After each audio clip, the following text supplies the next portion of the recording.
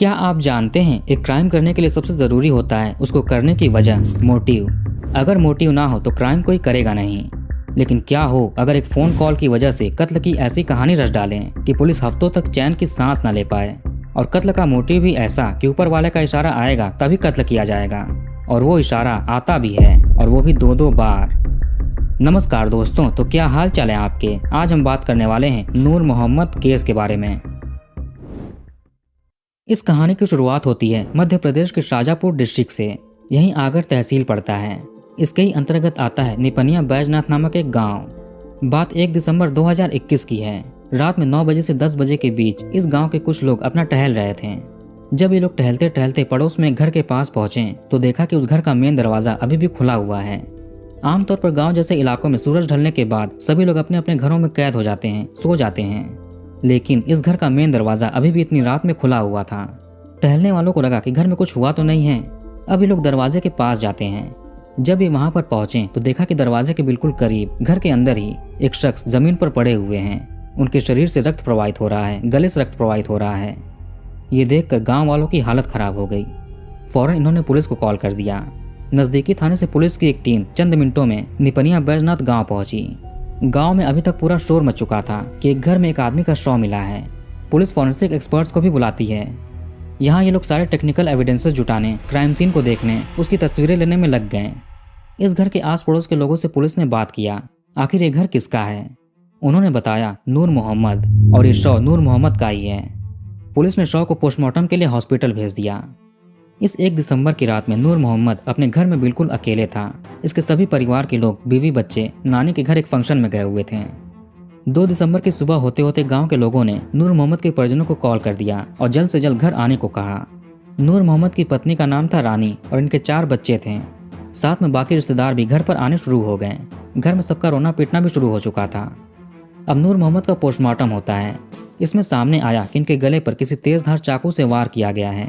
इनके शरीर पर कुल 16 अलग अलग निशान पाए गए और ये उसी तेजधार हथियार के थे। सारी जांच करने के बाद नूर मोहम्मद का शव उसके परिजनों को दे दिया गया, जिसके बाद इसका अंतिम संस्कार हो जाता है। कब्रिस्तान में ले जाकर दफन कर देते हैं। आखिर किसी ने नूर मोहम्मद का कत्ल क्यों किया होगा। पहले तो एंगल आया लूटपाट का, लेकिन घर पर जब पुलिस और फॉरेंसिक के लोग आए तो यहाँ पर कोई भी सामान बिखरा नहीं था। सभी अपनी अपनी जगह पर थे। जब इस घर के बाकी लोग वापस आए तो पुलिस ने उनसे उनकी कीमती चीजें चेक कराया। घर में सारी कीमती चीजें मौजूद थीं। यानी ये कत्ल लूटपाट के इरादे से बिल्कुल भी नहीं हुआ है। ये एंगल फेल हो गया। अब एक छोटा सा गांव था। गांव में कहाँ कोई सीसीटीवी कैमरे होते हैं। यहाँ पर भी कोई कैमरा नहीं लगा था। नूर मोहम्मद के परिवार के लोग बहुत गुस्से में थे पुलिस के लिए कि जल्द से जल्द कातिलों को पकड़िए और सजा दीजिए। परिजनों का कहना था कि वरना ये लोग रोड पर उतरकर धरना देंगे। अभी तक कई दिन गुजर चुके थे, कुछ पता नहीं चल रहा था। लेकिन वहीं फॉरेंसिक टीम को क्राइम सीन के पास से एक दस्ताना मिलता है जो कि ठंड में पहनते हैं। ये केवल एक हाथ का था, दूसरे हाथ का नहीं मिला। पुलिस नूर मोहम्मद के घर वालों से इस दस्ताने के बारे में पूछती है। पत्नी रानी का कहना था कि ऐसा दस्ताना हमारे घर में नहीं है, किसी के पास भी नहीं है। ना ही ऐसा दस्ताना गांव में किसी के पास था और न ही किसी रिश्तेदार के पास। पुलिस को लगा कि कहीं ये कातिल का तो नहीं। नूर मोहम्मद और उसके बीच झड़प हुआ होगा, जिससे यह दस्ताना कातिल के हाथ से निकल गया। शायद इसी वजह से, दस्ताने पहने रहने की वजह से फॉरेंसिक टीम को कहीं भी कोई फिंगरप्रिंट नहीं मिला। पुलिस को दस्ताने के सिवा क्राइम सीन से और कुछ भी नहीं मिलता है। घटना के वक्त नूर मोहम्मद घर पर बिल्कुल अकेले थे। इनके घर का कोई भी मेंबर साथ नहीं था, ना ही यहाँ पर कोई इनका करीबी रिश्तेदार था। सभी लोग किसी फैमिली फंक्शन में गए हुए थे। इससे लगा कि कातिल कोई बाहरी नहीं बल्कि घर के अंदर होगा, कोई करीबी हो सकता है। वरना किस अनजान को पता होगा कि नूर मोहम्मद घर पर बिल्कुल अकेले है इस तारीख को, इस टाइम पर। पोस्टमार्टम के अनुसार नूर मोहम्मद के शरीर पर 16 बार चाकू से वार किए गए थे, जबकि गले पर वार करने से ही नूर मोहम्मद की मृत्यु हो चुकी थी। फिर बाकी वार क्यों किए गए। इससे लगा कि कातिल का जरूर इस आदमी से बहुत गहरी दुश्मनी रही होगी। अब इसके बाद पुलिस ने नूर मोहम्मद की जिंदगी से जुड़ी सभी इंफॉर्मेशन इकट्ठा करनी शुरू कर दी। शायद यहाँ से कोई सुराग हाथ लग जाए। इसकी पत्नी से, बाकी परिजनों से बात किया गया। पुलिस ने कातिल का सुराग देने वालों के लिए 10,000 रुपए का इनाम भी रख दिया। अब चूंकि ये छोटा सा गांव है, कोई ना कोई शख्स लालच में आकर कुछ इन्फॉर्मेशन दे सकता है। थोड़े दिन इंतजार करते हैं, लेकिन कोई भी नहीं आया। नूर मोहम्मद के परिजनों से बात करने पर सामने आया कि इसने 3 शादियां की थीं। ये पुलिस के लिए एक बहुत बड़ा सुराग हो सकता है। इसने 3 शादी की, लेकिन ये अपनी तीसरी पत्नी के साथ रहता था। तीसरी पत्नी से इसके 4 बच्चे थे। बाकी जो 2 पत्नियां थीं वो कहीं और अलग अलग जगह पर रह रही थीं। उनसे भी 2-2, 3-3 बच्चे थे। हो सकता है कि 3 शादियों की वजह से इन पत्नियों ने कुछ किया होगा, उनसे शादी एक्सेप्ट ना हुई हो, या फिर उनके घर वालों ने कुछ किया। इसके लिए इलाके के एसपी 4 टीमों का गठन करते हैं और सबको अलग अलग जगह पर भेजा पूछताछ करने के लिए।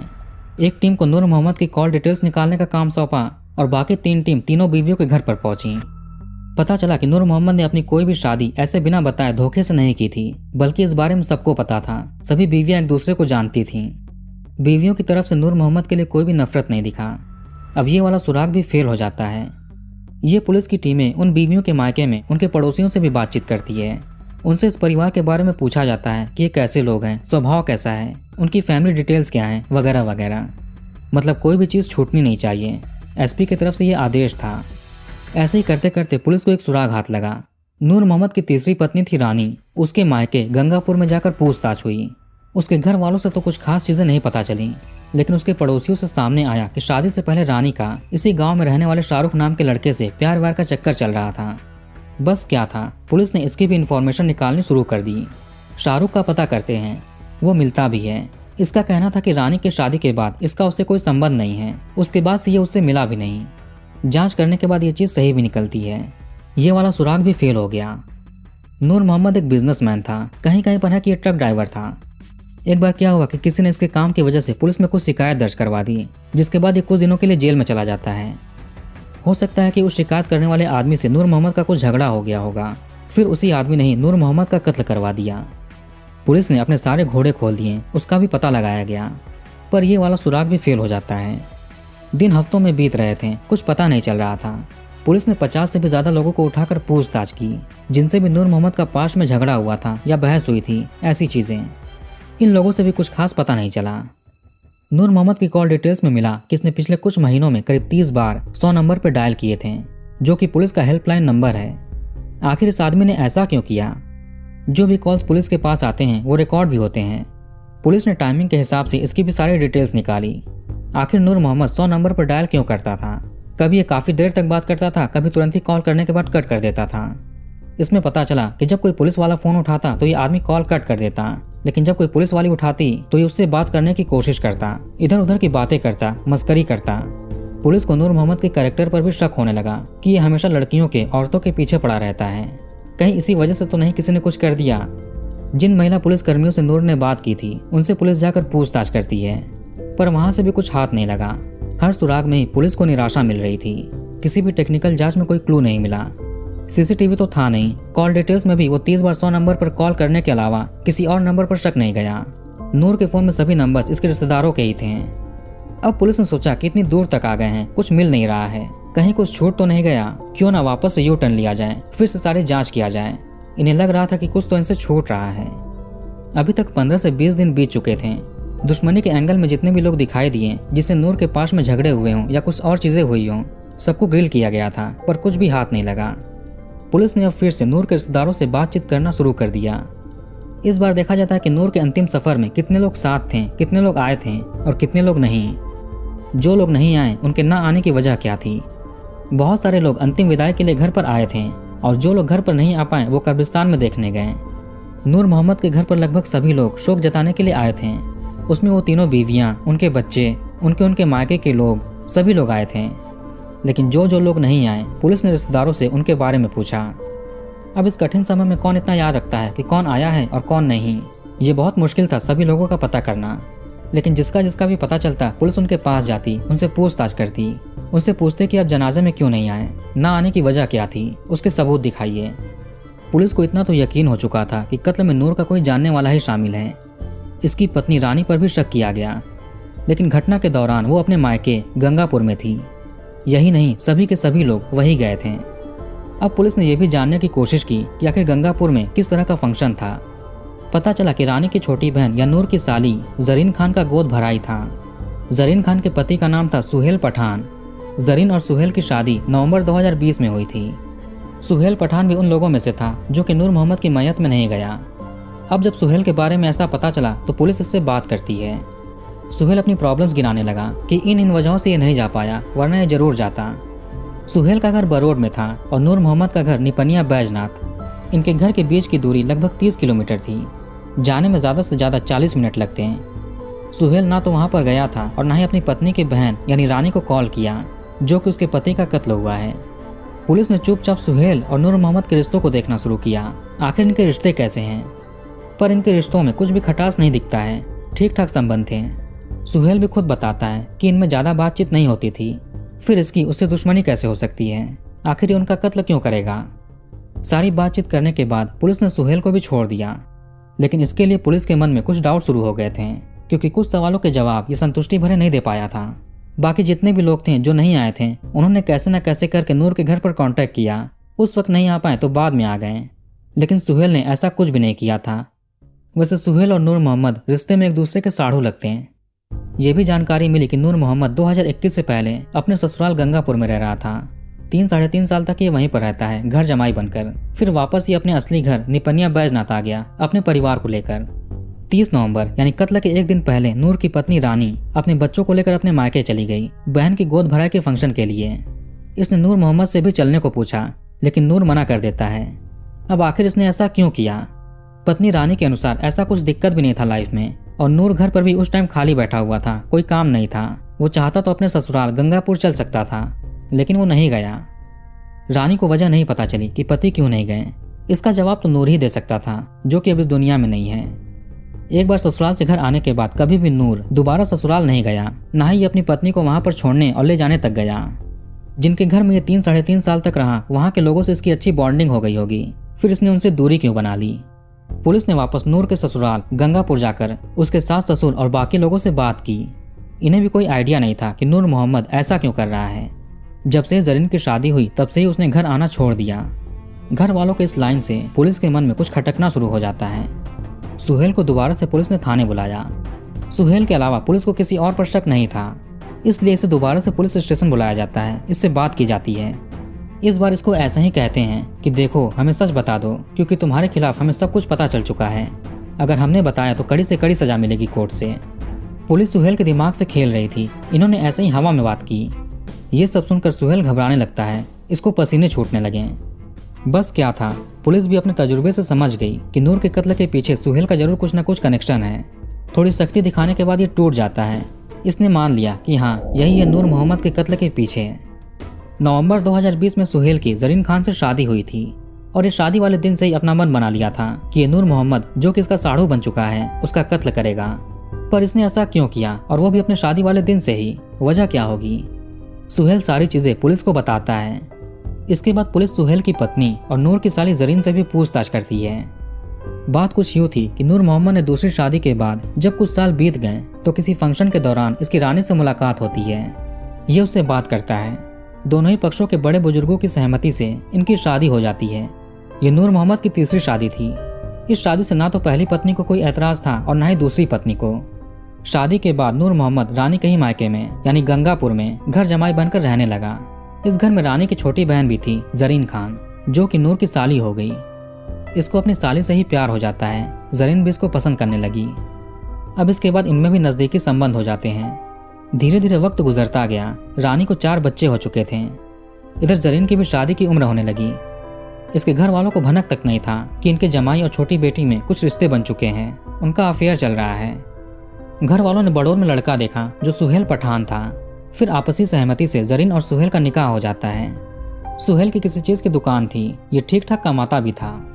बड़ी धूमधाम से इन दोनों की शादी हो जाती है। शादी हुई, फिर सुहेल अपनी बीवी को लेकर उसके ससुराल बरोड चला जाता है। ये अभी शादी वाला दिन ही था। धीरे धीरे शाम हुआ। सभी मेहमान जो नजदीक में रहते थे वो अपने अपने घर लौट गए। इसी बीच में सुहेल के फोन पर किसी का कॉल आता है। कॉल के उस साइड पर था नूर मोहम्मद। इसने पहले तो सुहेल को शादी की बधाई दी, हाल चाल पूछा। फिर कहता है कि ये और तुम्हारी बीवी जरीन दोनों एक दूसरे से प्यार करते हैं, उस पर सिर्फ इसका ही अधिकार है, इसलिए तुम उसके करीब जाने की सोचना भी मत, वरना अंजाम बहुत बुरा होगा। शादी हो गई कोई बात नहीं, लेकिन उससे दूरी बनाए रखना। मतलब एक आदमी जो शादी करके अपनी पत्नी को घर पर लाया, उससे दूर रहने के लिए कोई दूसरा आदमी धमकी दे रहा है। इससे सुहेल का पारा बहुत बढ़ जाता है। क्योंकि अब एक रिश्तेदारी हो चुकी थी तो सुहेल नूर मोहम्मद को अच्छे से जानता था कि ये आदमी इसकी पत्नी की बहन का पति है, यानी साढ़ू है। इसने अपनी पत्नी जरीन से इस बारे में सीधे सीधे पूछ लिया। जरीन मानती है कि इसका नूर से संबंध था, लेकिन ये उसकी बहुत बड़ी गलती थी। जरीन ने सुहेल को समझाया कि अब इनकी शादी हो चुकी है, जिंदगी में आगे बढ़ना चाहिए, सब भूल जाओ। सुहेल ने भी कहा ठीक है, पर कहीं ना कहीं सुहेल के दिमाग में ये चीज थी। दिन रात ये इसी बारे में सोचने लगा था। धीरे धीरे कुछ महीने गुजरते हैं। सुहेल को पता चलता है कि ये पिता बनने वाला है, यानी जरीन गर्भवती है। जिस दिन इसको ये बात पता चली उसी दिन इसने फैसला कर लिया कि ये नूर मोहम्मद का कत्ल करेगा, उसको हमेशा के लिए रास्ते से हटा देगा। इसने शादी वाले दिन ही सोच लिया था, लेकिन अब कंफर्म कर दिया। पर इसमें एक कंडीशन थी, अगर इसको बेटी हुई तो नूर मोहम्मद को माफ कर देगा और जिंदगी में आगे बढ़ेगा, लेकिन अगर बेटा हुआ तो बिना कुछ सोचे नूर का कत्ल करेगा। सुहेल ने इसके पीछे का अपना लॉजिक बनाया। वो ये था कि अगर इसको बेटी हुई और ये नूर का कत्ल करके जेल चला गया तो घर में आगे कोई कमाने वाला नहीं बचेगा। इसकी पत्नी और बेटे की जिंदगी बहुत बिगड़ जाएगी। इसके माता पिता का भी सहारा चला जाएगा, उनका ध्यान कौन रखेगा। लेकिन अगर बेटा हुआ तो घर में चिराग होगा, एक अंश होगा जो आगे बड़ा होकर कमाएगा, अपनी माँ और दादा दादी का ध्यान रखेगा। ये सुहेल का लॉजिक था। इसने सब कुछ भगवान के ऊपर छोड़ दिया, सब कुछ उनके ही हाथ में है कि लड़का होगा इसे या लड़की। अब धीरे धीरे जरीन के डिलीवरी का टाइम आता है। आगे 2021 के अक्टूबर या नवंबर महीने में जरीन को एक बच्चा हुआ। ये एक बेटा था। इसके बाद सुहेल ने ठान ली कि नूर मोहम्मद का कत्ल करेगा। अब तो ऊपर वाले ने भी बेटा देकर इशारा कर दिया है। इसके बाद इसने सारी प्लानिंग शुरू कर दी। सुहेल ने पुलिस से बताया कि ये क्राइम पेट्रोल नामक शो देखने लगा, वहाँ से आइडिया लेने लगा। फिंगरप्रिंट्स क्या होता है, पुलिस कैसे कैसे उसको निकालती है, टेक्निकल एविडेंसेस क्या क्या हैं, सीसीटीवी कैमरे से कैसे पता करती है police, phone location, call details, सब कुछ समझता है। सारी चीज़ें सेट की। बच्चे की जब डिलीवरी हो गई तो सुहेल ने अपनी पत्नी और बेटे को उसके मायके या नानी के घर छोड़ दिया। गंगापुर में ही गोद भराई की रस्म की जाती है जिसमें सभी लोग शामिल होते हैं।